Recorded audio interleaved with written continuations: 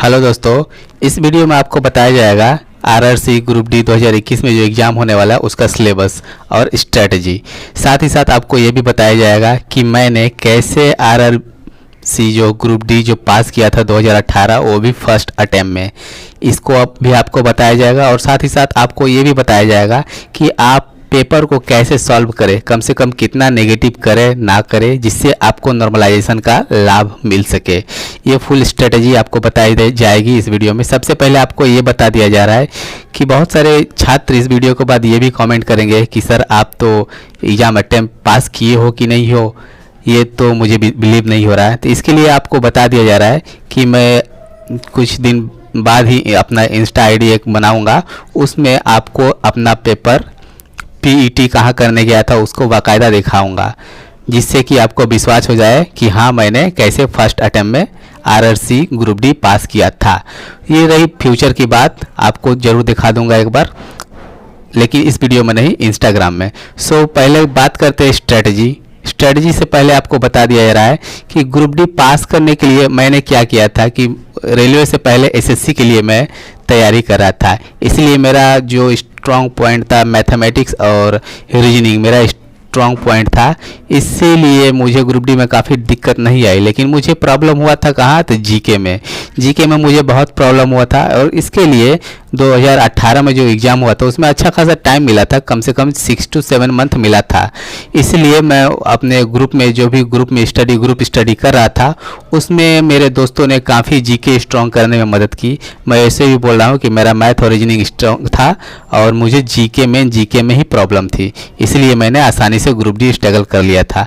अब तो आपको ये बताया जाएगा कि आप किस स्ट्रेटजी से तैयारी करें ताकि आप आने वाले 2021 में जो ग्रुप डी एग्ज़ाम होने वाला है, कब होगा ये तो रेलवे ही जानेगी, लेकिन जब भी एग्ज़ाम होगा आप उसके लिए प्रिपेयर रहिए और इस स्ट्रेटजी के हिसाब से काम कीजिए ताकि आप रेलवे में एक सिलेक्शन पा सके। तो सबसे पहले बात कर लेते हैं दोस्तों ये सिलेबस। किसी भी एग्ज़ाम को क्वालिफाई करने के लिए उसका एग्ज़ाम पैटर्न जानना बहुत ज़रूरी है। सबसे पहले पैटर्न की बात करते हैं। ये देखिए, subject, number of question, marks और ड्यूरेशन। सो इससे आपको मालूम है कि रेलवे ग्रुप डी की परीक्षा 90 मिनट की होने वाली है। उसमें देखिए जनरल अवेयरनेस नहीं, जनरल साइंस की जो क्वेश्चन रहने वाली है 25 मार्क्स, और उसका 25 मार्क क्वेश्चन रहेगा, 25 मार्क्स का आएगा। सो जनरल साइंस का वेटेज अच्छी खासी रहने वाली है। इसी में मुझे प्रॉब्लम हुआ था 2018 में, लेकिन उतना भी प्रॉब्लम नहीं हुआ था क्योंकि मेरे दोस्तों ने काफ़ी हेल्प की थी जनरल साइंस या जनरल अवेयरनेस करंट अफेयर्स पढ़ने में। बाकी ये दो चीज़ है, जैसे मैथमेटिक्स देखिए 25 मार्क्स का आएगा और 25 क्वेश्चन रहेगा, मतलब एक क्वेश्चन 1 मार्क्स का रहेगा। ये मेरा प्लस पॉइंट था। और रीजनिंग देखिए, रीजनिंग में देखिए अगर मैथ की बात करें ना तो बहुत सारे छात्र ऐसे हैं जिनको मैथ में प्रॉब्लम होती है, लेकिन उतना भी प्रॉब्लम नहीं होना चाहिए। अगर आप कंसिस्टेंसी से तैयारी कर रहे हैं ना तो 25 मार्क्स में अगर खूब ही आप वीक हो ना तो कम से कम 15 से 20, 18 तक आप निश्चिंत ही ला सकते हो प्रैक्टिस के बदौलत। अगर आप वीक भी हो तो प्रैक्टिस करके 15 से 18 मार्क्स ला ही सकते हो। उसके बाद बात करें रीजनिंग, तो रीजनिंग तो सबका लगभग ठीक ठाक ही होता है, और अच्छी खासी प्रैक्टिस कर लेना तो 30 में 25 मार्क्स आप ला ही सकते हो। और यही दो सब्जेक्ट है रीजनिंग और मैथ जिसमें मैंने अच्छी खासी परसेंटेज मार्क्स लाया था, इसी से मेरा सिलेक्शन हुआ था 2018 में। अब बात करते हैं जनरल अवेयरनेस। तो जनरल अवेयरनेस साइंस और करंट अफेयर्स जो आएगा, जनरल अवेयरनेस साइंस नहीं, जनरल अवेयरनेस में जैसे हिस्ट्री हुआ, जियोग्राफी हुआ, पॉलिटिकल साइंस हुआ, जो भी हुआ उससे और करंट अफेयर्स मिला के टोटल देखिए क्वेश्चन 20 मार्क्स का आएगा। तो इसमें साइंस का ज़्यादा वेट है। अगर जनरल अवेयरनेस के हिसाब से बात करें तो साइंस में बहुत अच्छा खासा वेट है, और ये तो महासागर है। वैसे जीके तो पूरा महासागर है ही, लेकिन आप साइंस अगर प्रॉपर फॉलो करते हो तो अच्छा खासा आपका मार्क्स आ सकता है। और बाकी करंट की बात करें तो करंट तो 2 साल का पूछेगा ही पूछेगा। जैसे 2018 में हुआ था तो 2017 का भी पूछा था, 18 का भी पूछा था, और 2016 का मिड तो जून जुलाई तक का पूछा था, मिक्स क्वेश्चन पूछा था। और ऐसा भी था कि इंस्टेंट जो हुआ था वो भी करंट अफेयर से पूछ दिया था। तो टोटल देखिए क्वेश्चन जो रहेगा 100 मार्क्स का क्वेश्चन रहेगा, और 100 क्वेश्चन आपको करना पड़ेगा, जैसे कि एक क्वेश्चन और 1 मार्क्स मिलेगा। और नेगेटिव का बहुत बड़ा रोल होने वाला है। अगर आप बहुत कम नेगेटिव करते हो ना, मैं आपका पेपर तो नहीं दिखा सकता, उस समय का पेपर डिलीट हो गया है, लेकिन उस समय मेरा नेगेटिव मार्क्स ओनली 5 मार्क्स ही नेगेटिव था और नॉर्मलाइजेशन में अच्छी खासी फायदा हुआ था मुझे। अब बात करते हैं स्ट्रेटजी आपकी क्या होनी चाहिए। किसी भी एग्जाम को क्वालिफाई करने के लिए सबसे पहले आपको एग्जाम पैटर्न समझना चाहिए। तो एग्जाम पैटर्न तो आपको बता ही दिए, देखिए ये एग्जाम पैटर्न, इसे बोलते हैं एग्जाम पैटर्न। और उसके बाद जो बात होता है वो देखिए, वो होता है सिलेबस आपको देखना चाहिए। जैसे सिलेबस में मैथ, रीजनिंग, जीके।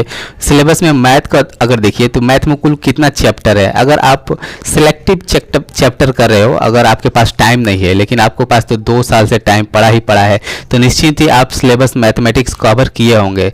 वैसे तो सिलेबस कोई नाम का ही होता है, क्योंकि आप कहीं से भी देगा, ऐसा नहीं कि पार्टिकुलर जो सिलेबस बताएगा वही फॉलो करता है रेलवे, ऐसी बात नहीं है। रेलवे कहीं से भी देता है सिलेबस में मैथमेटिक्स और कहीं से भी रीजनिंग देगा। और साइंस की बात रहे तो साइंस तो अथाह सागर है, साइंस का क्वेश्चन कहीं से भी डाल सकता है रेलवे। तो सिलेबस को समझना चाहिए। सबसे पहले आपका वीक पॉइंट क्या है, क्या आपका मैथ वीक है, रीजनिंग वीक है, जीके वीक है। मैक्सिमम छात्र जो होता है उसका मैथमेटिक्स में थोड़ा बहुत प्रॉब्लम आता है। और रीजनिंग की बात करें तो रीजनिंग के मैक्सिमम साइंस जैसे 30 मार्क्स का रीजनिंग आता है, तो मैक्सिमम छात्र प्रैक्टिस करके 25 या उससे प्लस मार्क्स ला सकते हैं रीजनिंग में। और मैथ अगर वीकर सेक्शन छात्र के लिए बोल रहे हैं, जिसका मैथ वीक है वो प्रैक्टिस करके 25 मार्क्स का मैथ आता है ना, तो 15 प्लस आप ला सकते हो, 17 18 जो भी हो, 15 तो आप कम से कम ला ही सकते हो। तो 25 और 15, और साइंस तो आपके प्रैक्टिस के ऊपर डिपेंड करता है। साइंस आप कितना प्रीवियस ईयर क्वेश्चन लगा रहे हो, कितना मॉक टेस्ट लगा रहे हो, इसके ऊपर डिपेंड करता है। अब ये हो गया। इसमें एक बहुत बड़ी स्ट्रेटेजिक फ़ायदा आपको होने वाला है प्रीवियस ईयर पेपर में।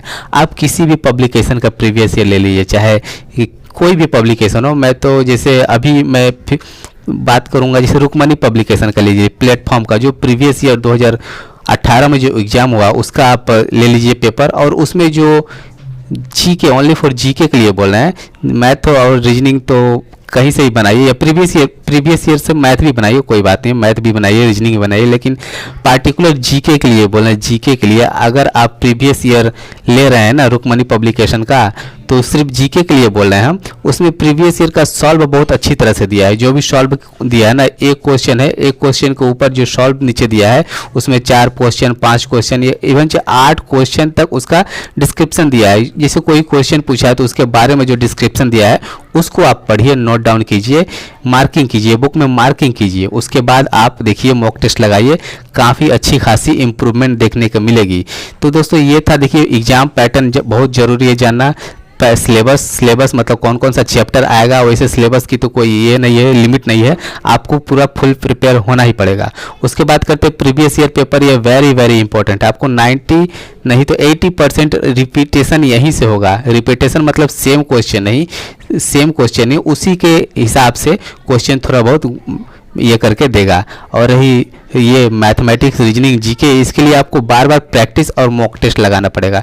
तो सबसे पहले आप बात कर लेते हैं मॉक टेस्ट। अगर आप मॉक टेस्ट की बात करें तो एक बार मॉक टेस्ट अगर आप लगाना है तो आप प्रॉपर डेली एक मॉक टेस्ट लगाना पड़ेगा। उसके लिए जो भी आप 90 मिनट का टाइम दे रहे हैं उसको 90 मिनट का टाइम दीजिए। उसके बाद मॉक टेस्ट लगाने के बाद आपको करना क्या है, मॉक टेस्ट लगाने के बाद आपको प्रॉपर उसको सॉल्यूशन करना है। सॉल्यूशन मतलब जैसे कि आप 90 मिनट का एक मॉक टेस्ट लगाए, जितना भी मार्क्स आए ना उसको अच्छी तरह से प्रॉपर कीजिए, उसको नोट डाउन कीजिए। क्या आपका मैथ में कौन सा वीक सेक्शन रहा है, कौन सा चीज़ छूटा है, या फिर रीजनिंग तो ऐसे सबका ठीक ही होता है। मैक्सिमम मैथ और जीके में आप क्या क्या छूटा है, जीके में जो छूटा है उसे नोट डाउन कर लीजिएगा, और मैथ में जो छूटा है उस टाइप का क्वेश्चन बार बार प्रैक्टिस कीजिएगा, तभी जा करके आप इम्प्रूवमेंट कर पाएंगे। आप 2021 में आरआरबी ग्रुप डी में क्वालिफाई हो पाएंगे। तो दोस्तों ये था जो मैं बताया कि एग्ज़ाम पैटर्न क्या था और एग्ज़ाम स्ट्रेटजी ऐसे ही रहने वाली है। प्रॉपर एक मॉक टेस्ट तो आपको लगाना ही लगाना पड़ेगा। और रही बात मेरा ये जो सिलेक्शन हुआ था जिसको अगर मेरे बात पर विश्वास नहीं है तो मैं कुछ दिन बाद ही अपना इंस्टा लिंक दे दूंगा या फिर टेलीग्राम लिंक दे दूंगा। अगर किसी को बिलीव नहीं हो रहा तो मैं अपना पीईटी का जो सर्टिफिकेशन है, जो मतलब लिस्ट आया, क्या बोला, एडमिट जो आया था पीईटी के लिए, उसको भी दिखाएंगे। और अपने मार्क्स के लिए एक दिन अलग से चर्चा करेंगे कि कैसे लाए कि अपने नॉर्मलाइजेशन में आपको अच्छा से अच्छा लाभ मिल सके, उसके लिए एक अलग से वीडियो बनाया जाएगा। तो चलते हो दोस्तों, नमस्कार, जय हिंद।